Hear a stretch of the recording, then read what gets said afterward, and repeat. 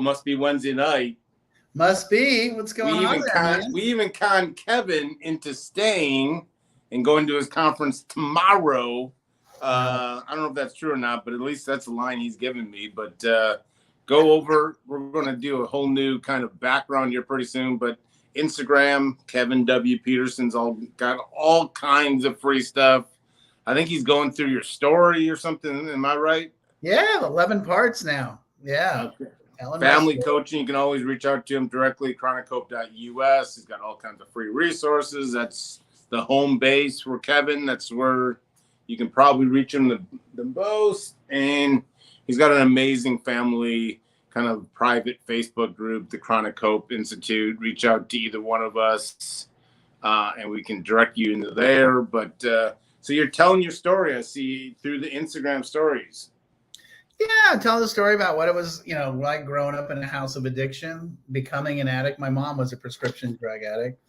So, and then what it was like to get sober, and then what it was like to become a mental health professional. And just sort of want people to understand they're not alone, and I'm happy to help, I'm learning a lot about you. Uh-oh. Tell my big story about faking my graduation from college. That's always like, I forgot my notes. I was going to use some dirt against you, but I can't remember my notes. But anyway, we do this every Wednesday. Family Matters. We answer your questions live. If you're watching live, type in the comments a question. We'll get directly to it. If you're watching the replay of this, you can always type it still in the comments. It'll get back to us, and we can put it in the next week's show because we always love answering questions. So we'll get right into it. We got a couple. Our son struggles with substance abuse. Will reach out to us saying he needs help, but then refuses to get help when we offer him a solution. He says he can do it on his own. He is self-supporting. It's a long email, but ultimately he's kind of the son is out on his own. He's got a bad problem. Family's worried. You get it all the time. Yes, I need help. You call him the next morning. I don't know what you're talking about. Right. So this is one of those moments where, and I get it, they don't, they probably feel like they don't have any leverage with him, which I would actually tell you. So let me tell you a story. Let me tell you about myself at 26, 27. I was very much in the same situation where my parents they were like, well, he's got a job, he's got a car, he's got a place to live. He doesn't really need us for anything. But what I did need was their connection and their engagement. And so when they said, hey, look, we love you, but we're not going to participate in this lifestyle anymore. And you can keep doing what you want to do, but if you want to get sober and get better, we're happy to have you as part of the family. But if you're going to keep going down the path that you're going, we're not interested. Don't call. But we want to be clear. If you want to get better, we're here for you. 100%, no questions asked. But if you're just going to keep going down the path you're going down, then we're just going to put some big boundaries up. So my position back to this family is that's exactly what you need to do with your son and say, you know what, we love you. But if you're going to keep living this, roller coaster lifestyle, we're going to choose not to participate. And it's really just that simple. As a matter of fact, I even outlined it in my book, Chronic Hope, Families and Addiction, because that's every family I talk to. Oh, he's over 18. He has his own. We don't have any leverage. I'm like, you have all the leverage in the world. Trust me. He's still calling you, So don't be afraid just to tell him, hey, look, here's the deal. And that's probably going to take some coaching from someone like me or Jay. So give us a call. And the wavering whiff draft back and forth, it happens all the time. More often than not, he probably has some substances in his bloodstream. He's probably depressed and so forth. And so, like I tell everyone, like he may be saying that last night. Shockingly, it never happens at 10 a.m. or noon when you can react during that same day. And more often than not, happens middle of the night or at night. You call him back the next morning. It's called the sobering up effect. And he will then say, like, no, actually, I'm good, everything. So that is a normal practice, and it's called addiction. So, and then the infamous answer, I can do this on my own, starts dictating kind of what he's willing to do, maybe see a counselor once a week or something. We step in. This is what Kevin's all about. Yep. Stepping in, like, let's take it from him, but it's a normal thing. Absolutely. It's welcome to addiction. I did it all the time.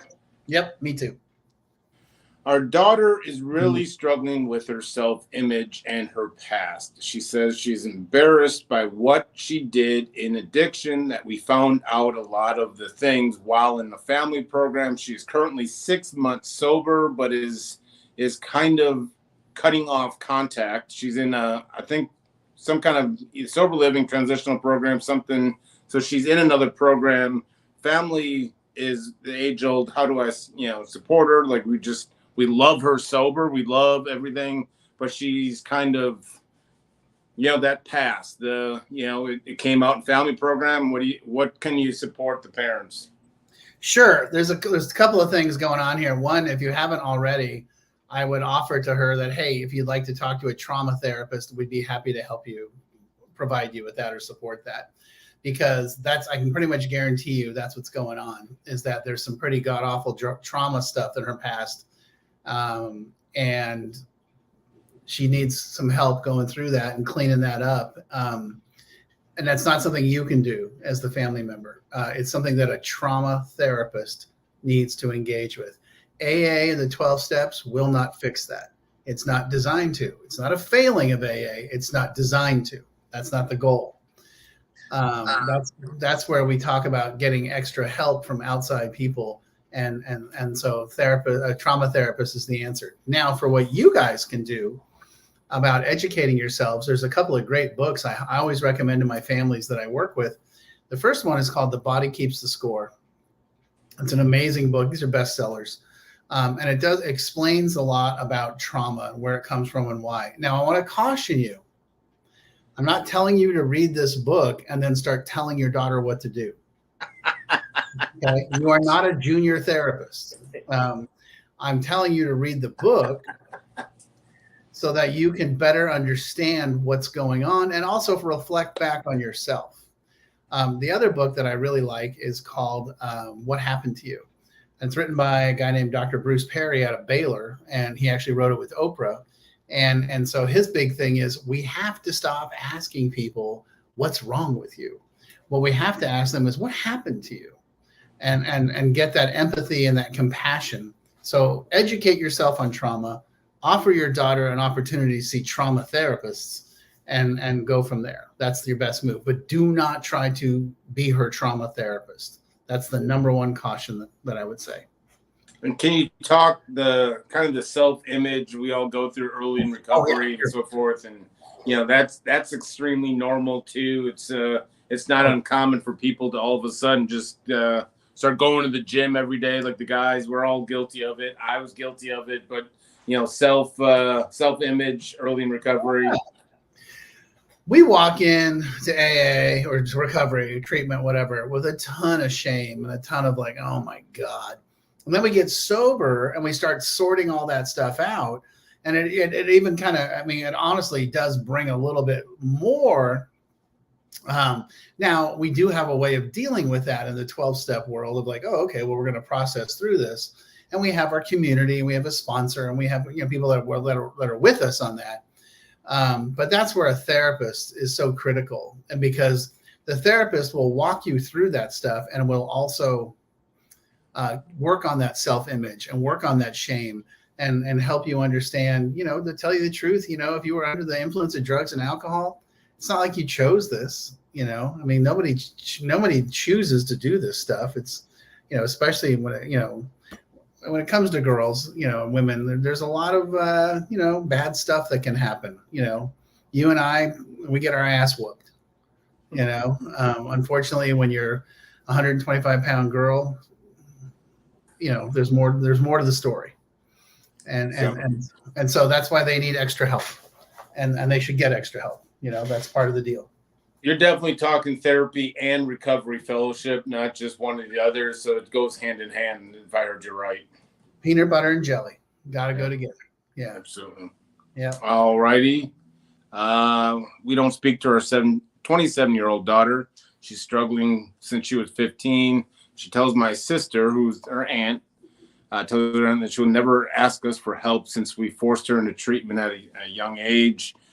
This goes on, and this is something that I think we may want to talk about because it's coming up more and more. And just so here you have someone that at 15, 16, I think it happened twice. I think she said it in their email that it's one of those cases where in the middle of the night or early morning or something, you had some big people, or I'm making up a story. I just know like in general, what happens, they come in the middle of the night, early morning, they say, hey, get up, you're going to treatment. Sometimes they have handcuffs, sometimes, whatever it may be, it can be leave a mark and so forth. And so this is a 27-year-old that's struggles and is now attributing help with the parents to being like kidnapped in the middle of the night when she was 15, I think also at 17 too. Can you talk about that? Sure, absolutely. And here's what I would do is I would offer, we don't, as the parents, I would offer to first of all, okay, well, I just something I got to jump into right away. She tells my sister, her aunt, okay, you got to stop the sister pipeline. We got to stop the triangulation. It's not appropriate for your sister to be funneling messages to you. What I would do is approach your daughter directly and say, hey, I understand that you're angry. So how about we do some family therapy together, and we are willing to listen to anything you say. 100%, I'm talking about, family therapy where everybody gets to say what they need to say and everybody is going to listen and be respectful. And to me, that's the best way to go about it because, the truth of the matter is, I'm sure she has some valid stuff that she wants to talk about. And I'm sure you have some valid stuff that you want to talk about. And there's nothing wrong with that. That is, to me, I went through that with my family sober. I was 16 years sober, and I did not speak to my parents for a year because I was so freaking angry with them. So I think there's nothing wrong. There's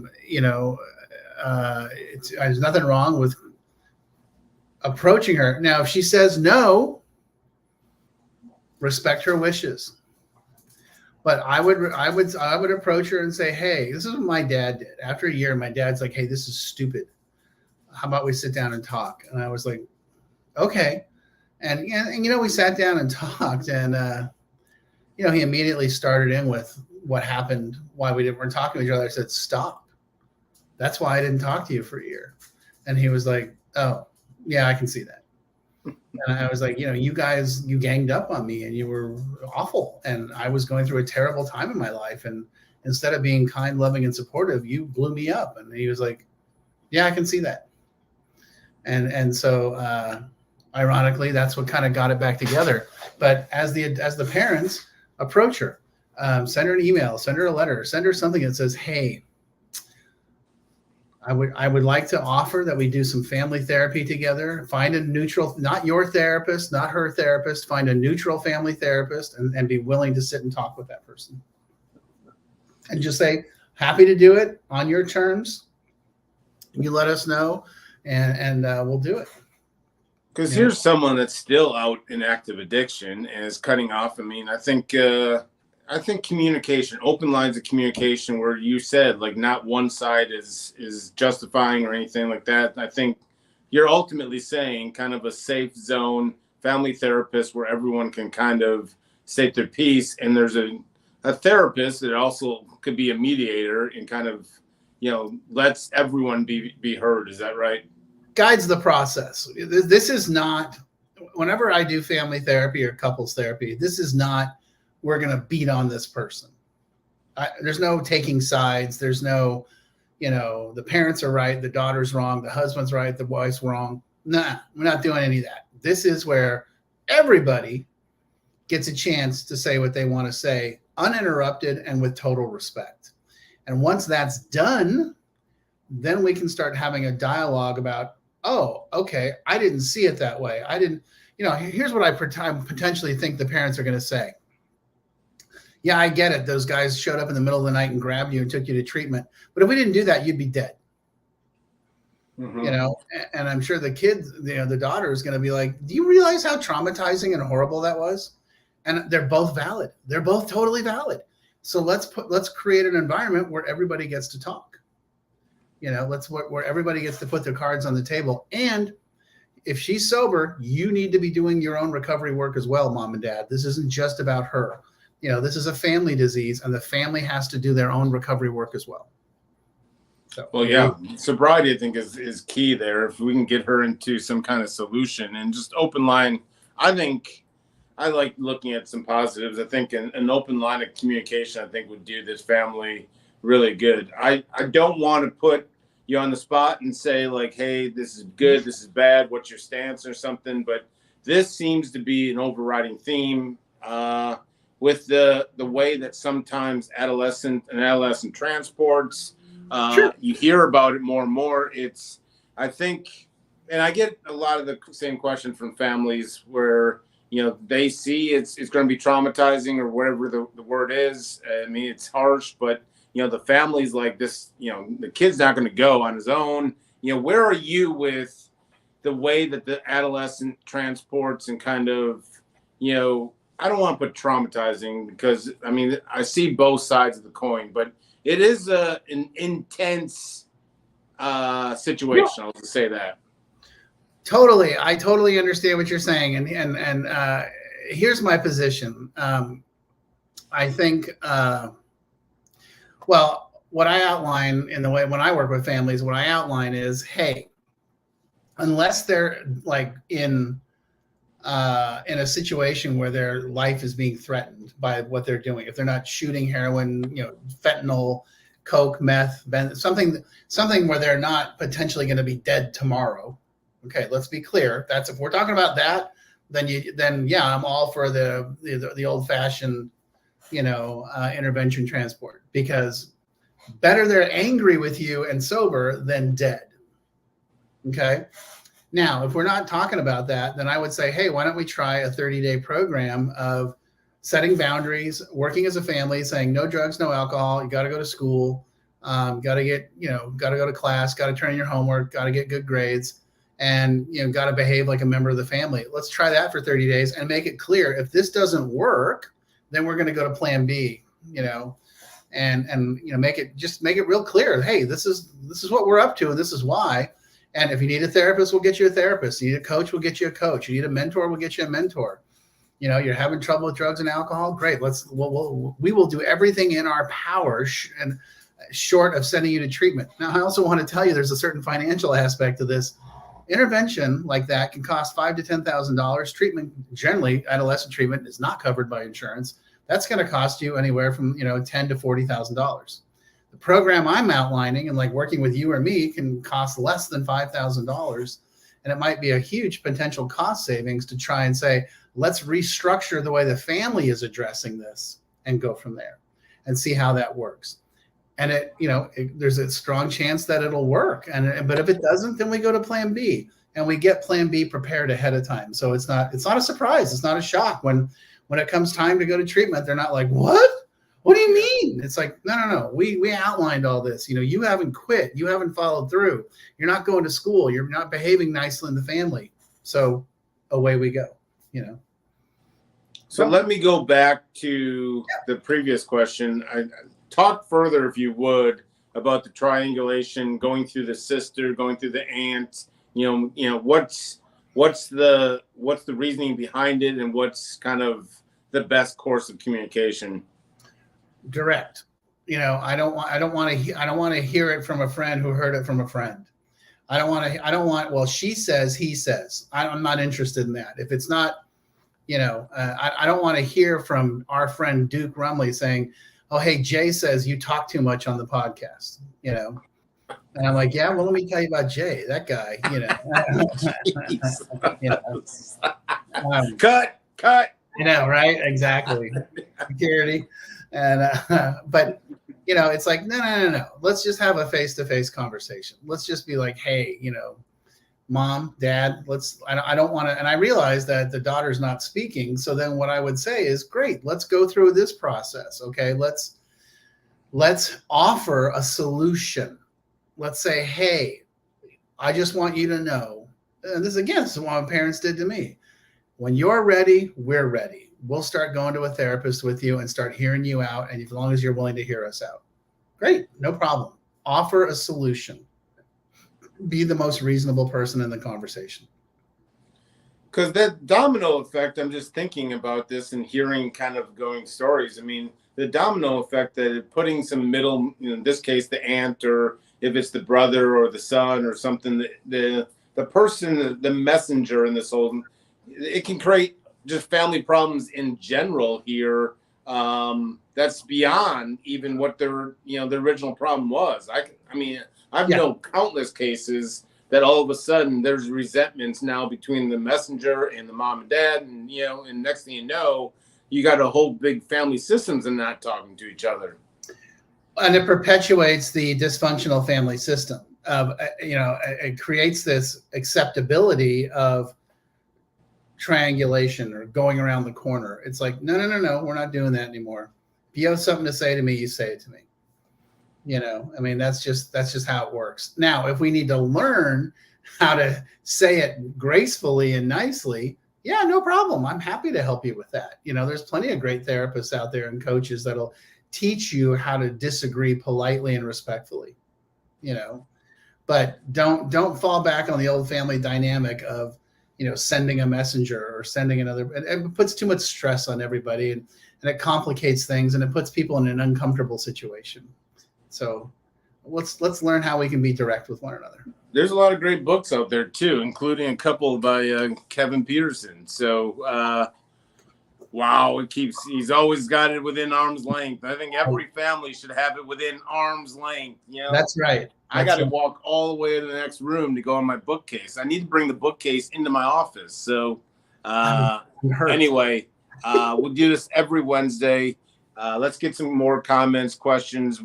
Keep them coming. I know a lot of people go directly to me with DMs and so forth. We don't put names or anything like that. And so let's keep doing it. We're going to keep doing this every Wednesday and help one family at a time. We've already had several this past week. A couple have talked to me directly about how much they love this show. So we got at least a fan club of 2 or 3. So we're going to keep building that up to maybe 10. Yeah, you can put my mom in there too. I'm sure she's part of the fan club. She's anything I do, she's a fan club. But until next week, Kevin. All right, brother. It's good to see you. All right.